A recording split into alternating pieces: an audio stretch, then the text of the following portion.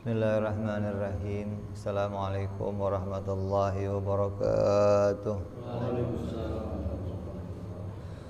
Al-Fatihah ila ruhi sayyidina habibina syafi'ina rasulillah sayyidina Muhammad ibn Abdullah sallallahu alaihi wa ala alihi wa ashabihi wa azwajihi wa dhurriyyatihi anna Allah ya'ni darajatin fil jannah wa yanfa'una bi asrarihim wa anwarihim wa ulumihim wa nafahatihim wa barakatihim fid dini wa dunya wal akhirah wa yaj'aluna min hisbihim yarzuquna mahabbatahum wa yatawaffana ala millatihim wa yahshurna fi zumratihim bil afiyatin wa salamatin lahumul fatihah. A'udzu billahi minasy syaithanir rajim. Bismillahirrahmanirrahim. Alhamdulillahi rabbil alamin arrahmanir rahim maliki yaumiddin. Iyyaka na'budu wa iyyaka nasta'in ihdinas siratal mustaqim siratal ladzina an'amta 'alaihim ghairil maghdubi 'alaihim waladdallin amin. Bismillahirrahmanirrahim.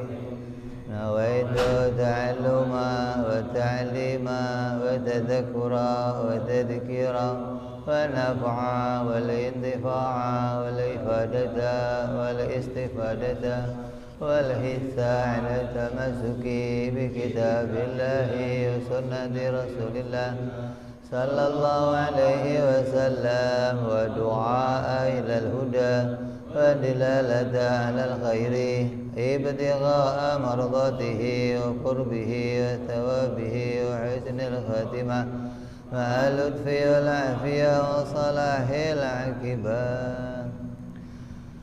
Bismillahirrahmanirrahim. Alhamdulillahirabbil alamin.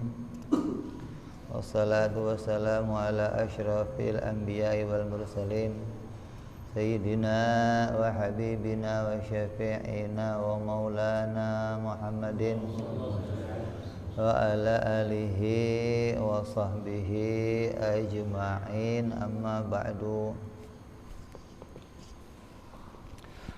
Qala musanniful kitab rahimahullah nafa'ana bihi wa bi'ulumihi fid darain. Allahumma aftah qulubana futuhal arifin wa bihidmatika wansur alaina birahmatika ya arhamar rahimin. Ila anqal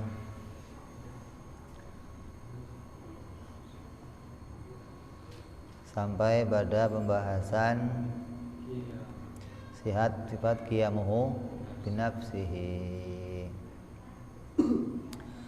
Yang lalu sudah kita bahas sifat mukhalafah lil hawadis. Wajib Allah itu berbeda dengan makhluknya, berbeda dengan segala sesuatu yang diciptakan.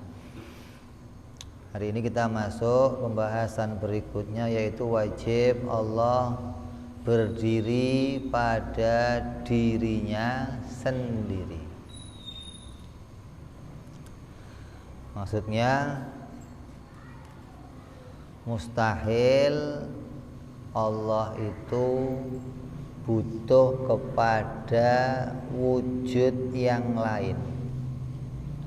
Mustahil Allah itu butuh kepada dirinya yang lain. Karena Allah itu pasti ya berdiri pada dirinya sendiri. Allah itu ada sebelum segala sesuatu itu ada. Ya, sebelum segalanya ini muncul, sebelum segalanya ada, Allah itu ada. Nah, kalau Allah itu butuh sama yang lain, nah berarti yang lainnya siapa? Yang ada itu sebelum kita muncul, yang ada hanya Allah. Yang ada hanya Allah. Sehingga nggak mungkin Allah itu butuh pada wujud yang lain, butuh kepada zat yang lain. Jadi Allah itu adalah zat atau wujud yang berdiri sendiri, tidak membutuhkan kepada wujud yang lain, nggak butuh pada dirinya yang lain. Nah, kalau Allah itu butuh sama wujud yang lain, kalau Tuhan itu butuh, kan kita ini punya kebutuhan. Kalau kita ini butuh, yang memenuhi kebutuhan kita siapa? Allah. Ya. Kita butuh ini, butuh itu, yang menuhin siapa? Allah. Ya. Karena kita nggak bisa menuhin kebutuhan kita sendiri. Lah kalau kita butuh, yang menuhin Allah. Lah kalau Allah butuh, yang menuhin siapa? Masa ada Tuhan kok butuh? Kalau ada Tuhan kok butuh, itu nggak niat jadi Tuhan namanya. Tuhan kok butuh gimana sih? Tuhan itu dikatakan Qul huwallahu ahad Allahus as-somad. Itu apa? Yang memenuhi kebutuhan makhluknya, yang bisa mencukupi kebutuhan seluruh makhluk, yang namanya apa? As-somad. Bukan Abdul Somad, bukan. As-somad. Allah bersifat apa? Di antara nama-namanya Allah adalah As-somad. Artinya apa As-somad itu? Zat yang bisa memenuhi segala kebutuhan hambanya. Berarti Allah adalah zat yang berkuasa, yang memenuhi segala kebutuhan makhluknya. Lah kalau Allahnya punya kebutuhan, yang menuhin siapa? Emang ada yang lain yang bisa menuhin lagi? Kan nggak ada. Jadi wajib Allah itu tidak butuh kepada yang lain. Nah, pada pembahasan qiyamu binafsi, Allah itu kalau di dalam bahasa sempurnanya adalah tidak butuh sama yang lain, itu maknanya maha kaya gitu. Kalau maha kaya secara bahasa, kaya secara bahasa artinya apa? Memiliki sesuatu. Kalau saya punya banyak harta, berarti kaya harta. Kalau saya punya banyak istri, kaya istri. Kalau punya banyak utang, ya kaya utang. Kaya Indonesia kaya apa? Indonesia kayanya apa? Lah kalau kaya itu diartikan yang memiliki sesuatu, maka kaya yang seperti itu nggak cocok bagi Allah. Gitu loh. Kaya bagi Allah itu kaya secara istilah, bukan secara bahasa. Kaya secara istilah artinya apa? Sesuatu zat yang tidak butuh pada yang lain, itu namanya kaya. Ente duitnya banyak nih, selemari, 2 lemari dah ada ya, di fotokopi aja. Tapi tiap hari masih nyari, itu namanya orang kaya apa miskin? Pagi masih keluar nyari, besok masih nyari lagi, namanya apa? Miskin itu artinya apa? Butuh pada sesuatu gitu loh. Masih nyari sesuatu, namanya miskin.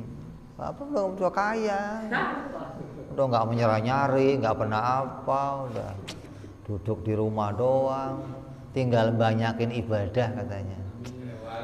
Iya, dikira aja, banyakin pahala katanya.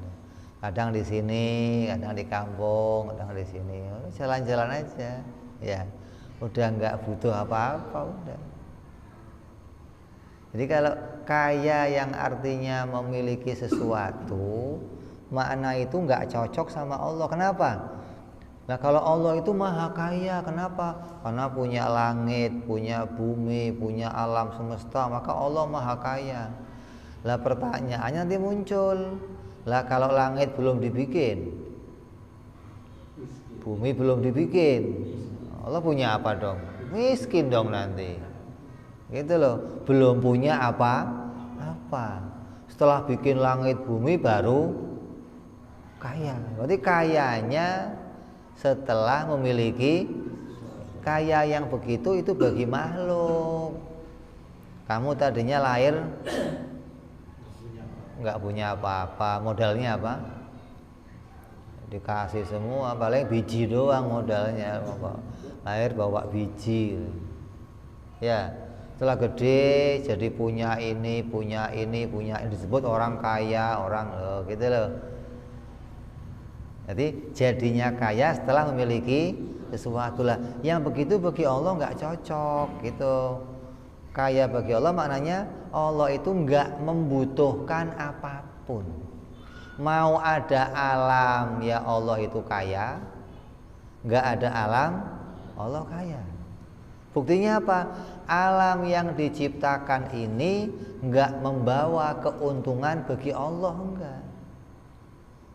Nggak ada keuntungan sedikit pun bagi Allah dalam menciptakan alam.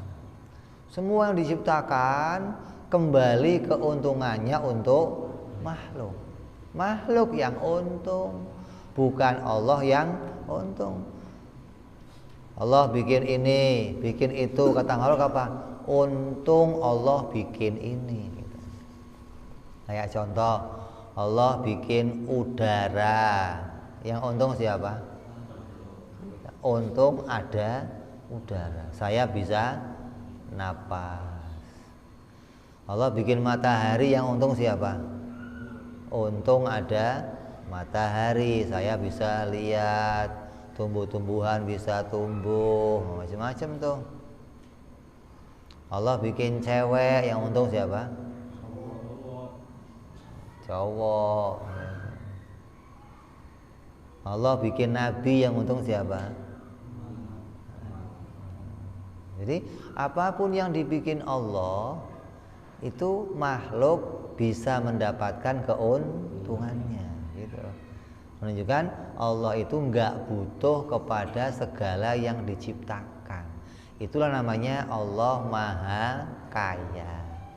Nggak butuh pada segala sesuatu. Aslinya yang nggak dibutuhkan Allah itu kalau dalam pembahasan kita aslinya ada 5. Cuma dalam sifat ini nanti ulama cuman bahasnya 2. Allah tidak butuh pada wujud yang lain, dan Allah tidak butuh pada pencipta. Gitu. Yang dibahas cuman 2. Nah aslinya Allah nggak butuhnya apa? Ya nggak butuhnya ya segalanya. Segalanya itu butuh kepada Allah. Allah nggak butuh pada yang diciptakan. Allah nggak butuh kepada bantuan. Ya, Allah nggak butuh pada yang menyempurnakan, karena Allah Maha Sempurna.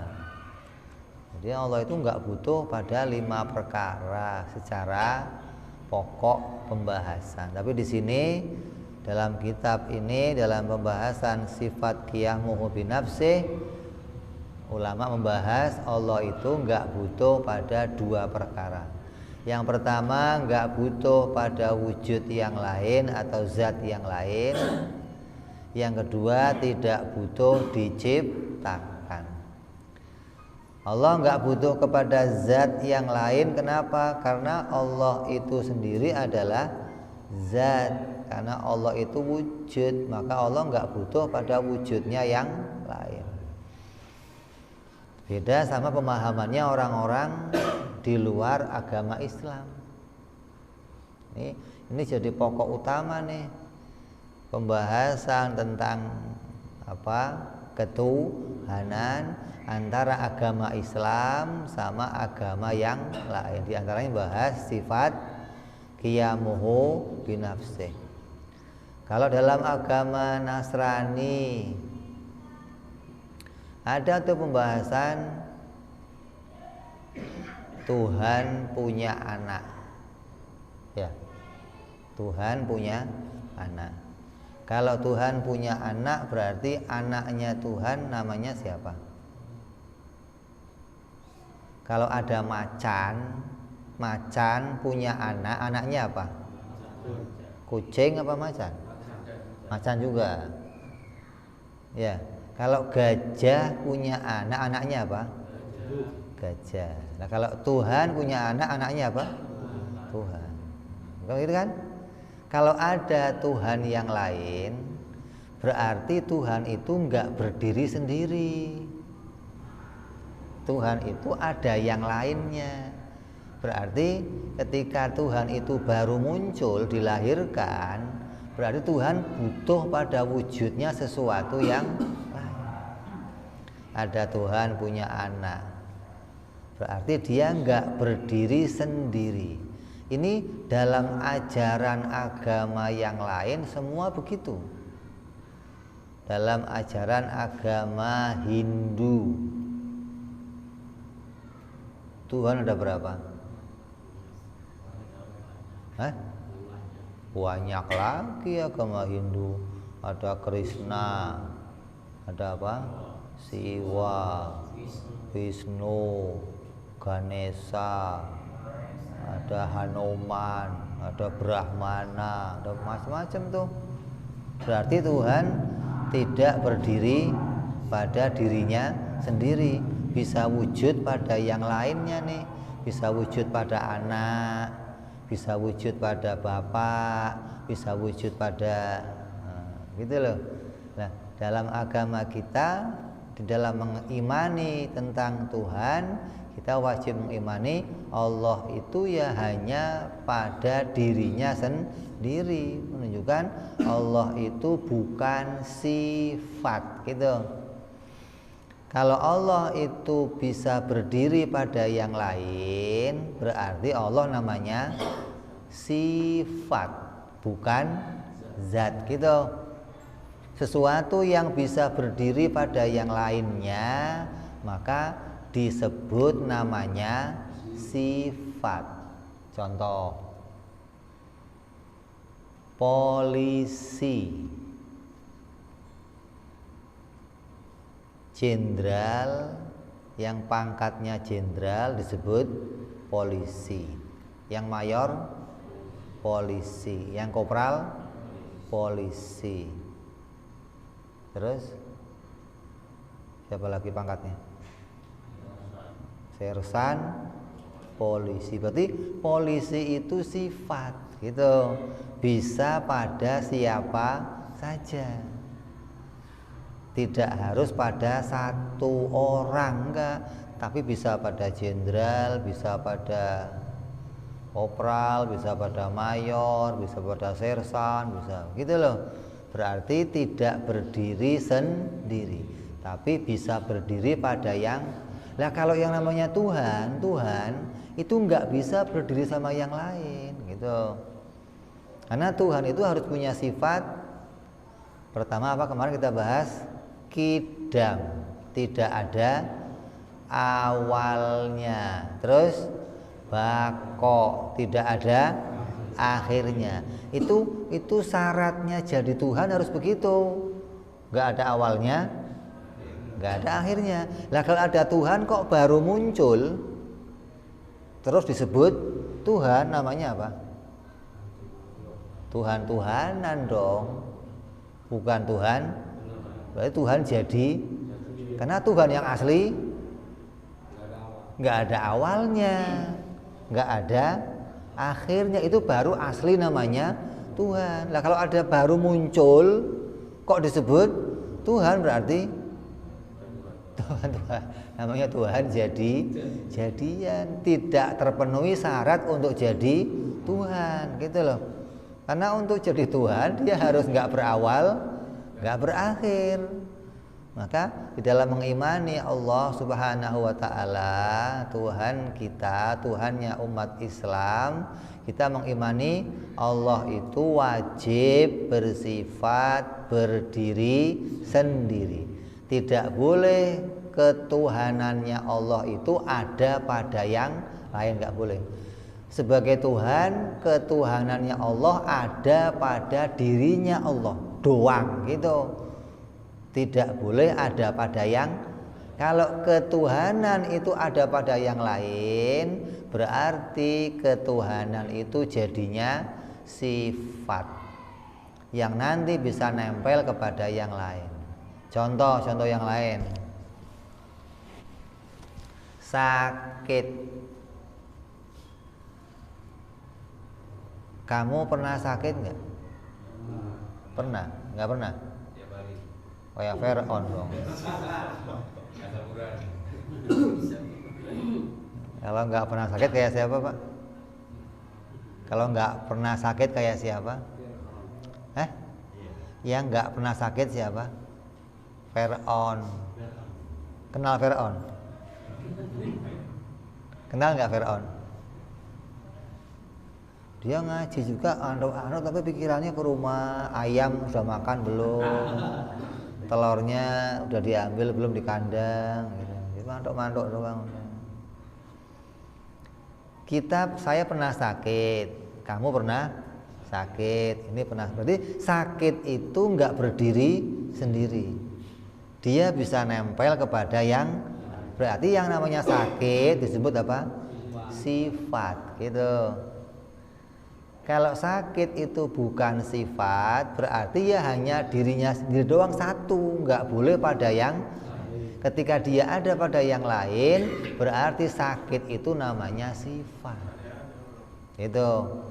Lah, Tuhan itu adalah zat, bukan sifat. Hingga ketuhanannya Allah itu nggak bisa berdiri pada selain Allah.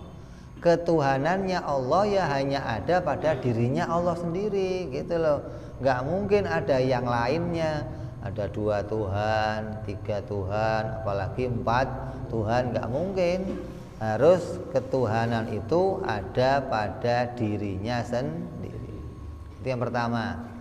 Allah itu bukan sifat, tapi Allah itu adalah zat. Boleh nggak sih ngomong kalau Allah zat? Kan makhluk juga disebut zat. Allah disebut zat. Boleh. Kata ulama, dikatakan oleh siapa? Syekhul Islam Zakaria Al-Ansari, dikatakan dalam satu perkataan beliau mengatakan begini, tafakkaru fi khalqillah wala tafakkaru fi zatillah. Berpikirlah kamu kepada yang diciptakan, jangan kamu memikirkan zatnya Allah. Kenapa? Karena zatnya Allah nggak bisa kamu ketahui. Kita cuma tahu Allah itu zat, tapi zatnya gimana? Ya nggak tahu. Makanya orang Arab dulu tanya ke Nabi, Muhammad, Tuhan kamu itu zatnya terbuat dari apa? Kayu, batu, emas, perak, tanah liat. Kata Nabi apa? Qul huwallahu ahad. Artinya apa? Zatnya Allah itu enggak ada yang lain yang menyamai gitu. Hanya satu-satunya zat yang seperti zatnya Allah ya ada pada Allah, yang lainnya enggak ada. Yang kayak apa? Enggak usah dipikirin. Nanti kepalanya botak gitu. Rambut cepet putih. Oh, enggak mikirin zat putih semua tuh ya. Itu cuma mikirin asam urat doang tuh, putih semua. Jadi kita cuma suruh buktiin kalau Allah itu adalah zat. Lah buktinya apa kalau Allah itu zat? Apa bukti kalau Allah itu zat? Karena Allah pada dirinya bersifat gitu. Setiap ada sifat pasti ada zatnya gitu. Contoh yang gampang aja, yang gampang. Ini meja. Meja ini ada kolongnya enggak? Ada? Ada kolongnya? Pernah? Ada. Pernah nggak kamu lihat kolong sendirian nggak ada mejanya? Ada nggak? Ada kolong tapi nggak ada. Ada nggak? Pernah lihat? Nggak pernah. Berarti kolong itu namanya sifat, gitu. Setiap sifat pasti ada zatnya. Meja inilah namanya zatnya, gitu loh. Kolong sifatnya, gitu maksudnya. Jadi buktinya kalau Allah zat apa? Karena Allah punya sifat. Mana sifat Allah?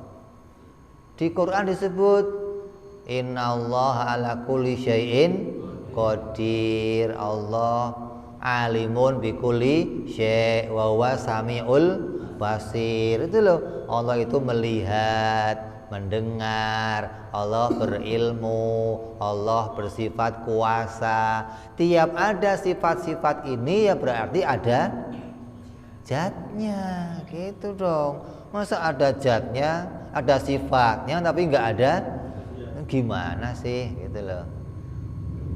Nyambung. Ada zat, ada. Lo pinter lo, jangan mas sembarangan lo. Macem-macem ente. Begitu-begitu juga paham. Ada zat, ada sifat, mesti ada zatnya, gitu loh. Jadi kalau kita lihat pada diri kita, ada orang yang sifatnya tinggi, ada kurus, ada ganteng, ada cantik. Kalau ada sifat-sifat ini ya pasti ada zatnya, ada orangnya. Orangnya itu namanya zat, gitu. Lah kalau zatnya kita dari apa? Ya apa aja, bisa kaca, bisa kayu, bisa daging sama tulang, bisa tembok dari apa? Bata. Itu namanya apa? Zat. Setiap ada zat pasti punya sifat. Jadi kamu hari ini ngerti nih, kalau Allah itu adalah zat. Buktinya apa kalau Allah zat? Karena Allah pada dirinya ada sifat, gitu. Sifat Allah mana? Maha mendengar, maha melihat, maha mengetahui, maha berbicara. Itu sifat Allah. Nah kalau ada sifatnya masa nggak ada zatnya, gimana? Sifat itu nggak bisa berdiri. Buktinya apa? Kolong. Nggak pernah kita lihat kolong sendirian, pasti ada zatnya. Atau sakit dah, sakit. Ada sakit kok keluyuran sendirian, ada? Sakit itu pasti nempel sama sesuatu. Entah yang sakit kepala, entah yang sakit apa? Perut, entah asam. Obatnya apa asam urat? Obatnya apa?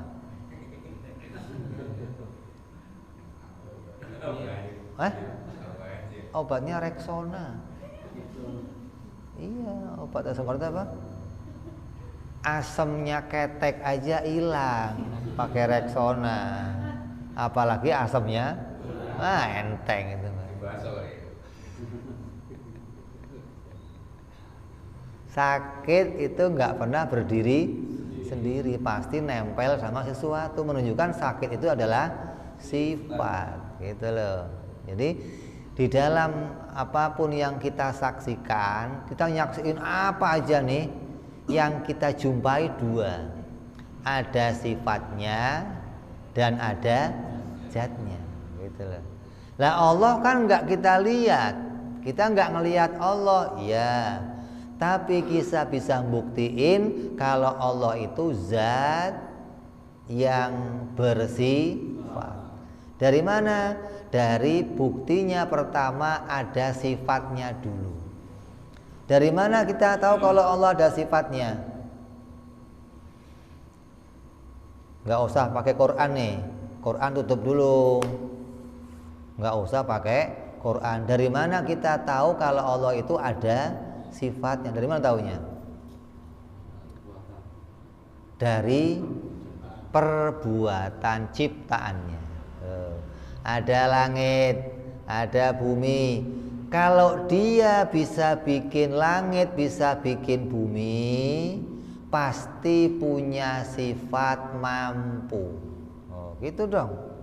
Pasti punya sifat ilmu. Masa sih bisa bikin langit, bisa bikin bumi, matahari beredar siang marang, tapi nggak punya? Mungkin nggak? Terus pasti punya sifat hidup. Pasti nggak? Mungkin nggak yang bikin langit bumi itu mati gitu? Mungkin. Jadi nggak usah pakai Quran nih. Akal manusia yang waras nih, lihat langit, lihat bumi, lihat segalanya akan tahu langit bumi pasti dibikin. Yang bikin pasti punya sifat apa? Berilmu, melihat, mendengar, berkuasa, berkehendak. Pasti enggak? Lah, kalau ada sifat-sifat ini, ya berarti juga ada zatnya, gitu. Itu cara urut-urutannya akal berpikir. Enggak usah Quran dibuka, enggak usah. Nanti Quran itu setelah akal menemukan, oh Tuhan itu pasti ada, punya sifat. Terus Nabi datang bawa Al-Quran. Ketika Nabi datang bawa Al-Quran, disebutkan oleh Nabi sifat-sifat Allah sesuai dengan yang akal temukan. Berarti Al-Quran dan akal sepakat. Gitu loh, cocok nih, Qurannya bener nih, gitu loh. Kata akal, nggak mungkin Tuhan itu punya anak. Kenapa? Kalau Tuhan punya anak, anaknya namanya siapa? Tuhan. Tuhan beneran apa jadi-jadian? Ya nggak mungkin Tuhan beneran. Kenapa? Syaratnya jadi Tuhan apa? Tidak berawal, tidak berakhir. Wong ada Tuhan kok ada awalnya, berarti Tuhan Tuhanan, bukan Tuhan beneran, gitu loh. Qurannya ngomong qul huwallahu ahad. Cocok nih, gitu loh. Jadi akal itu membenarkan apa yang disampaikan oleh Nabi Muhammad Sallallahu Alaihi Wasallam. Bukan akalnya ketika Nabi ngomong begini, apa iya? Masa sih? Oh, akalnya soak berarti ini. Rada senewen akalnya berarti.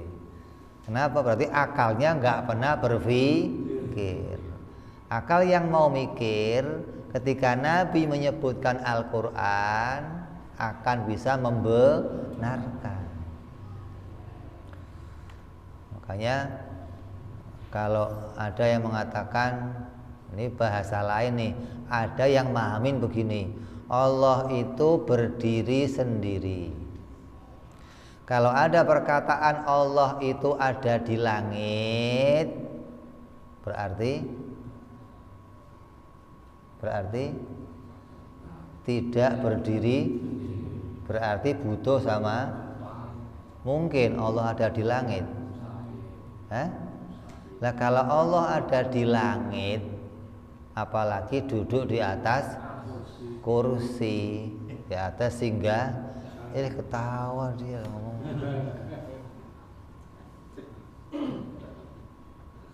Pertanyaannya muncul begini, langit itu yang bikin Allah, singgasana yang bikin Allah. Lah sebelum bikin langit, sebelum bikin singgasana, Allah di mana?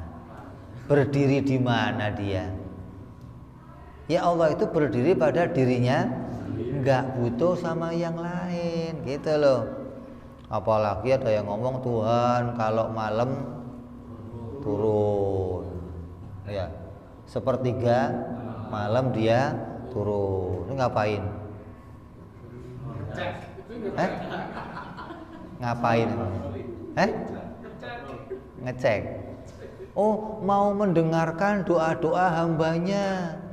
Emang kalau dari atas nggak denger apa? Harus turun gitu. Kurang denger gitu maksudnya. Kan rada soak kan begitu maksudnya. Masa kalau nggak turun nggak gimana sih? Dia mau ngomong kalau dari atas nggak denger, berarti mengatakan sifat pendengaran Allah nggak ada, kafir. Menolak Allah itu mendengar, hukumnya kafir. Kenapa? Qurannya ngomong wa samiul basir, Allah maha mendengar, maha. Oh, kalau nggak turun nggak denger, repot. Mau ngomong denger lah turun ngapain? Serba salah ini bagi dia gitu. Kenapa? Karena orang-orang ini tidak mau mentakwil gitu. Salahnya satu doang. Apa yang diterima dari rupanya ayat Quran, dari hadis, dia nggak mau takwil. Jadi ketika nggak mau takwil akan berselisih dalam akal pikirannya. Ada sesuatu yang nanti bertentangan gitu. Makanya Quran, hadis itu ada yang perlu ditakwil, ada yang nggak perlu. Wong Allahnya ngomong fiha muhkamatun wa fiha mutasyabihat. Di dalam Quran itu ada 2 ayat, ada yang muhkamat jelas nggak usah ditakwil, ada yang mutasyabihat yang perlu ditakwil. Kayak mana tadi? Allah turun, Allah bersemayam di singgah, itu perlu ditakwil. Kalau nggak ditakwil, nanti dipahami Allah betul-betul duduk di atas kursi. Kalau begitu nanti bisa merusak sifat-sifat ini. Allah tidak qiyamuhu binafsi, atau Allah butuh pada sesuatu. Ini kita tolak tuh, mustahil ya. Jadi yang pertama, pembahasan Allah itu qiyamuhu binafsi mau menyimpulkan apa? Pertama, Allah maha kaya, tidak butuh pada segala sesuatu, baik itu zat yang lain, baik itu wujud yang lain, itu enggak dibutuhkan oleh Allah. Bantuan dari yang lain enggak dibutuhkan oleh Allah. Yang kedua, Allah tidak butuh diciptakan. Jadi 2 pembahasan tuh. Yang pertama, Allah maha kaya, enggak butuh sama segala sesuatu atau zat yang lain. Yang kedua, Allah enggak butuh diciptakan. Untuk apa sih ada 2 pembahasan ini? Untuk apa? Agar kamu enggak salah paham tentang zatnya Allah. Allah itu zat. Buktinya apa Allah itu zat? Karena Allah punya sifat. Lah kita siapa? Zat. Karena juga punya. Meja ini apa? Zat. Sifatnya mana? Ini ada kolong, ada kotak. Ini berarti yang lain selain Allah juga bisa disebut zat, dengan bukti ada sifatnya.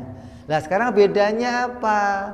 Oh, bedanya kalau zatnya Allah tidak diciptakan gitu. Kalau zatnya makhluk diciptakan gitu. Jadi pembahasan ini punya 2 pembahasan. Yang pertama membahas Allah itu berdiri sendiri. Maknanya apa? Allah maha kaya, tidak butuh kepada zat yang lain. Yang kedua, Allah itu enggak butuh diciptakan. Agar membedakan antara mana zatnya makhluk, mana zatnya Allah. Jadi kalau ada sesuatu kok ngomong ini Tuhan, tapi dibikin. Ya bukan Tuhan namanya, zatnya Tuhan itu nggak butuh diciptakan. Wong syaratnya jadi Tuhan harus kidam bako. Ini ada Tuhan kok baru lahir kemarin namanya. Iya saya baru jadi Tuhan. Tuhan kok baru jadi-jadian, gimana sih? Kayak Nabi Musa ketika melawan Fir'aun. Ketika Nabi Musa jumpa sama Fir'aun, Nabi Musa nanya, Fir'aun, kamu Tuhan? Iya, ana Rabbukumul a'la. Aku adalah Tuhan kalian yang paling tinggi, paling agung, kata Fir'aun. Gak ada Tuhan lain, gak ada. Kata Nabi Musa apa? Fir'aun, kalau memang kamu Tuhan yang menciptakan segalanya, lah terus bapak kamu dulu Tuhannya siapa? Bingung Fir'aun. Masa saya Tuhan lahirnya belakangan, bapak saya duluan lahir, kakek saya, lah dulu bapak saya yang bikin siapa? Kalau Tuhannya itu ketika Nabi Musa nanya begitu, banyak pengikut Fir'aun yang kemudian keluar dan masuk agama Islam gitu. Hanya gara-gara apa? Disadarkan kalau memang Fir'aun Tuhan, masa Tuhan kok lahirnya belakangan? Bapaknya lahir duluan, kakeknya lahir, mestinya yang Tuhan siapa? Bapaknya dulu, masa Fir'aun dulu jadi Tuhan, gimana sih? Fir'aunnya bingung. Ya juga ya, kalau saya Tuhan, bapak saya Tuhannya siapa? Masa ada anak bikin bapak, ada anak bikin, mustahil dong. Ada anak bikin kakek, bisa? Ya nggak bisa. Maka pertanyaan Nabi Musa itu menyadarkan banyak orang gitu. Tuhan kok dibikin? Tuhan kok nggak kidam, nggak bakok, gimana sih? Berarti Tuhan jadi bukan Tuhan beneran gitu. Nyambung apa nyambung? Ya. Jadi sifat yang hari ini kita bahas judulnya sifat apa? Qiyamuhu binafsihi. Allah itu adalah zat. Tuhan itu adalah zat, bukan sifat. Kenapa kalau Tuhan sifat? Kalau Tuhan sifat nanti bisa nempel kemana saja. Kayak inilah peci ini warnanya apa? Putih. Yang putih itu cuman peci apa ada yang lain? Apa yang lain? Tembok putih. Apa lagi? AC putih. Ini buku putih. Baju kamu putih. Berarti putih itu apa namanya? Sifat. Gitu loh. Pasti berdiri pada zat. Zatnya mana? Bisa zatnya peci, bisa zatnya AC, bisa zatnya buku, bisa baju. Jadi baju ini adalah zat. Buktinya apa? Ada sifatnya. Mana? Tuh putih. Setiap ada sifat di situ pasti namanya zat. Itu. Jadi akal itu kita bisa menyebut kalau Allah itu pasti zat, karena Allah pada dirinya terdapat sifat. Yang kedua, zatnya Allah tidak diciptakan. Makanya Nabi ngomong apa? Qul huwallahu ahad. Allah itu esa. Kok esa kenapa? Enggak ada zat lain seperti zatnya Allah, enggak ada. Kenapa? Karena zatnya yang lain semua dicipta. Bisa dari kayu, bisa dari batu, bisa dari emas, bisa dari perak, dari perunggu, dari tanah liat. Kalau jin dari apa? Dari api. Malaikat dari cahaya loh. Boleh aja Allah menciptakan sesuatu dari segala apa yang Allah kehendaki. Kalau kamu lihat TV itu muncul gambar orang enggak? Di TV kamu muncul gambar orang? Gambar rumah muncul? Gambar mobil? Dari mana munculnya? Dari mana? Cahaya. Di TV itu, kalau TV dulu nih ada apa namanya? Tabung. Ya. Tabungnya ada apa? Nah, dimasukin alat, dari situ nanti muncul sinar tuh. Sinarnya 3 R G B, red, blue, green. Dari sinar itu muncul di layar nanti ada gambarnya kamu, gambar rumah, gambar.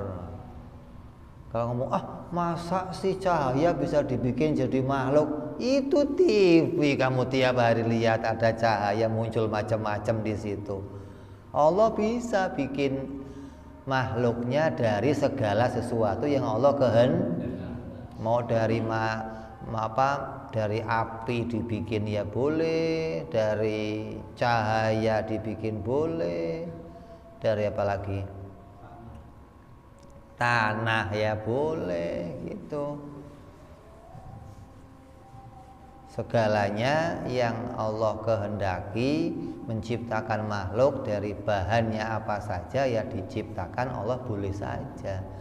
Dan munculnya, ada yang munculnya itu dilahirkan, ada yang munculnya enggak dilahirkan. Kalau kamu bukan dikipasin, bukan? Maksudnya kayak adonan dikipasin matang jadi gitu, enggak? Ada yang begitu. Jadi segala yang selain Allah pasti diciptakan zatnya. Nyambung ya? Ini yang disebut namanya apa? Qiyamuhu binafsi. Jadi kita tolak tuh, Allah itu ada yang lainnya, ada yang lain selain Tuhan, punya zat ketuhanan, ada anaknya Tuhan, cucunya Tuhan, kawannya Tuhan, gak ada. Kalau begitu nanti Tuhan gak berdiri sendiri. Ada Tuhan di atas, bukan Tuhan. Tuhan kok di atas kursi, bukan Tuhan. Kenapa? Berarti Allah punya kebutuhan, nanti butuh pada sesuatu yang lain. Ini fungsinya kita ngaji tentang akidah untuk menolak yang subhat-subhat, untuk menolak pemahaman-pemahaman yang keliru di luar sana. Karena banyaknya orang yang enggak pada ngaji. Tapi Quran apal, Bib. Apal Quran mah banyak. Di luar Islam juga banyak yang apal Quran. Orang orientalis itu pada apal Quran, cuman modalnya apa? Ya apal doang, enggak ngerti isinya Al-Quran. Lah kalau modal apal ngapain? Yang penting ngerti isinya Al-Quran biar pahamnya enggak salah. Apalnya Quran mah iya, akidahnya enggak paham, sama saja. Bisa saja Quran malah bawa dia melenceng dari jalan gara-gara enggak paham pada maknanya Al-Quran. Mudah-mudahan dengan ngaji ini akidah kita diluruskan oleh Allah, dijadikan akidah yang benar sesuai akidahnya para aulia, akidahnya para nabi, hingga akidah ini bisa membawa kita husnul khatimah selamat di dunia sampai di akhirat nanti. Amin ya rabbal ala hadhihi niyyah wa ala niyyatin shalihah wa ila hadratin nabi. Al-Fatihah. A'udzu billahi minasyaitonir rajim. Bismillahirrahmanirrahim. Alhamdulillahirabbil alamin arrahmanir rahim maliki yaumiddin. Iyyaka na'budu wa iyyaka nasta'in. Shiratal ladzina an'amta 'alaihim ghairil maghdubi 'alaihim waladdallin. Amin. Ya Rabbana i'tarafna bi anna naqtarafna wa anana asrafna ala ladha ashrafna taghsili kulli hauba wa stolana aurati wa amini rahati wa ufili walidina rabbi wa mauludina والآل والإخوان وسائر الهلان وكل ذي محبة فالمسلمين أجمعين ربي اسمع فضلا وجودا منا لا باكتساب منا بالمصطفى رسولي نهضى بكل سولي صلى وسلم ربي عليه عند الحبي وآله وصحبه عدد طعسي صحبي والحمد للإله في البدء والتناهي سبحان ربك رب العزة عما يصفون سلام على المرسلين والحمد لله رب العالمين. Assalamualaikum warahmatullahi wabarakatuh.